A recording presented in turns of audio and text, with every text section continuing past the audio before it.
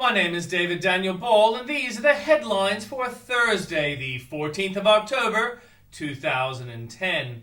And today's tune is Matthew Nathan, a former governor of Queensland. And a Bible quote, "For I know the plans I have for you, declares the Lord, plans to prosper you and not to harm you, plans to give you hope and a future." Jeremiah 29:11. And in headlines from Fox, the 25th of 33 miners trapped more than 2,000 feet below the Earth's surface for 69 days finally emerge one by one from their subterranean tomb. President Obama, during the 2008 campaign that middle-class families would not see a tax increase of any kind, a pledge critics have repeatedly accused him of violating, especially with Bush tax cuts set to expire unless Congress acts before January the 1st.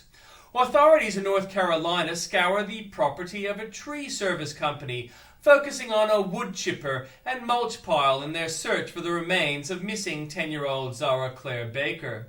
Students at the University of Delaware line up at the crack of dawn 2 days early for tonight's debate between Republican Senate hopeful Christine O'Donnell and her Democrat rival Chris Coons.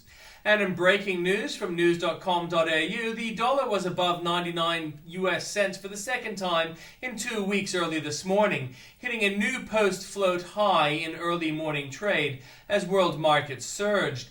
The Australian Tax Office is warning about realistic counterfeit checks supposedly issued by the ATO and drawn on the Reserve Bank of Australia in circulation. In a apparent change of heart, a New York man stole thousands from a bank only to return the money to the teller moments later and then be arrested. A Chilean miner whose alleged extramarital affair was exposed as he lay trapped half a mile underground was rescued today, bringing the tally of freed workers to 21. The captain of a Qatar Airways flight from Philippines to Qatar died as it was in the air yesterday, forcing the plane to be diverted to the Malaysian capital Kuala Lumpur, the carrier said.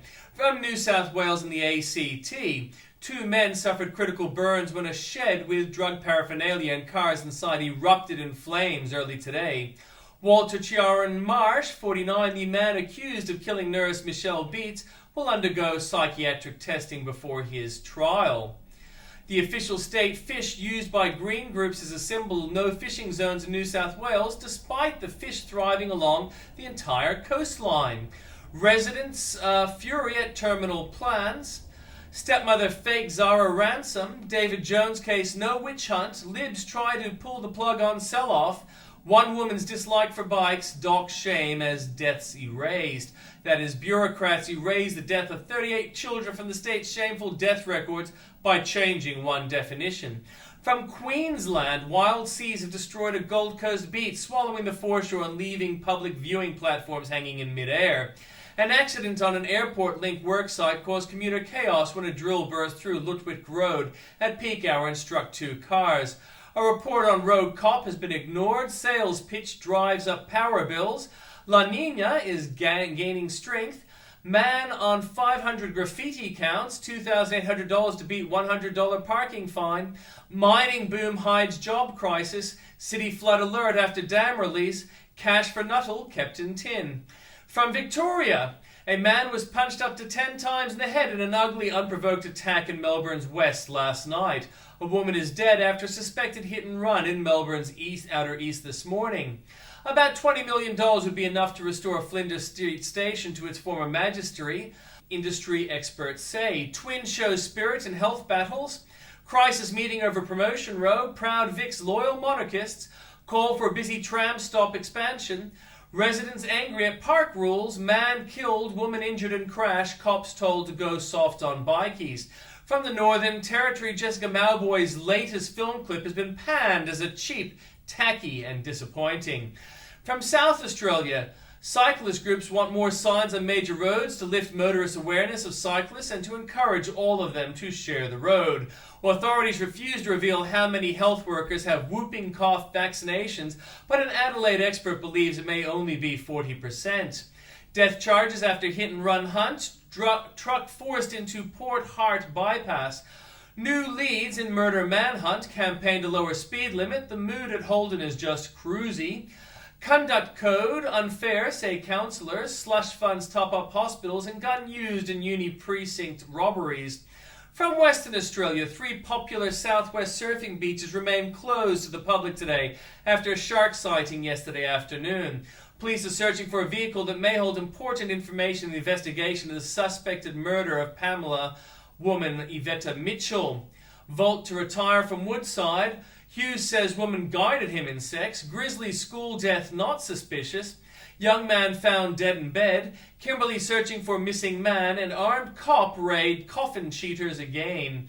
From Tasmania, ABC personality Andy Muirhead has had his child pornography charges adjourned in the Hobart Magistrates Court today. From the Journalist's Corner, it's all been leading up to this, with the rescue mission underway. We're there as events unfold. Stay with the Fox News channel for continuing coverage.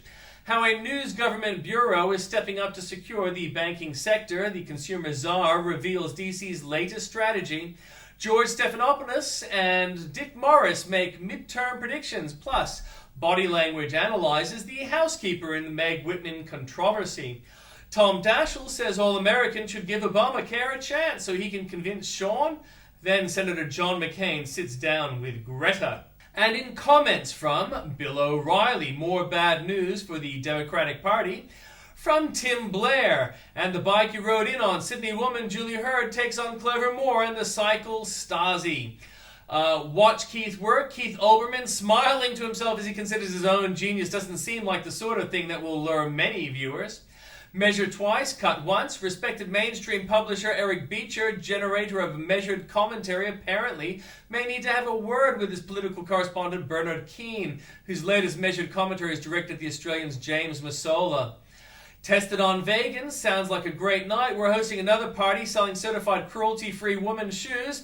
Anyone interested in women's vegan shoes are welcome to come along. They won't get much of a crowd, as well known, in fact, that women actually prefer cruel shoes. Below England, this hurts. Australia have dropped to 5th place in the ICC test rankings following their 2-0 series defeat in India. Brisbane gets for free what Gillard charges the rest of us $43 billion for, from Andrew Bolt. BBC promises balance even in covering science now. Save the planet, consider stabbing to death the fishermen. If they identify with terrorists, why not kill their audiences?